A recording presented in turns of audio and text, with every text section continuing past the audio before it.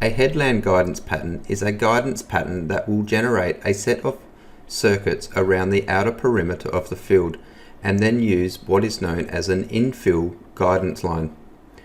When the headland guidance pattern is created, a boundary is created both on the outer and the inner edge of the last pass on the outer circuit. The inner boundary will automatically adjust based on the implement width and the number of circuits required. The infill guidance pattern can either be a straight line or a curved guidance line. To record a headland pattern, press the headland icon. Then specify the number of circuits you want to record around the outer perimeter. This number can be altered later in the Field Manager. You also have the ability to define whether or not you want to record the infill pattern while recording the outer circuits. Selecting No allows you to just record the outside circuits, not having to record the infill. The infill can be assigned to the headland pattern from an existing guidance line in the Field Manager at a later date.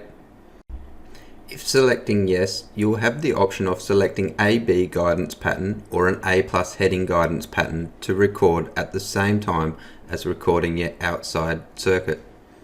Once you have defined how you wish to record your headland pattern, press the Record button to begin recording. This will record the driven path of the vehicle. To create a straight line segment, you can press the pause recording and then resume, and a straight line will be snapped between these 2 points. Pressing the X will cancel the recording process at any time. If you have chosen to record an infill pattern, this will need to be done before the headland can be closed. It is the same procedure as recording a basic AB or A+ heading guidance pattern as described earlier. The heading guidance pattern can be closed in 2 ways. One, pressing the stop record button when close enough, or automatically closing when passing past the beginning. The auto close distance can be defined in the Precision IQ settings under Patterns. Once a headland guidance pattern has been created, you can quickly and easily switch between the outer circuits and the infill pattern by pressing the guidance cycle button. When the infill is selected, the inner boundary will also become active in order to control the implement's automatic shutoff. This will allow an operator to sow the inner part of the field before the headlands. If, however, you are performing an application where you are planting or spraying the headlands first and wish to use the infill guidance pattern, it is recommended to go into the boundaries and activate the outer boundary rather than the inner boundary. Activating the outer boundary will allow an implement such as a sprayer to automatically switch on and off based on the actual coverage rather than the inner boundary itself. To adjust your headland settings, you will need to use the Field Manager. In the Field Manager, under Guidance Patterns, activate your headland guidance. With the headland guidance pattern active, you can adjust the number of circuits by pressing the Circuit button.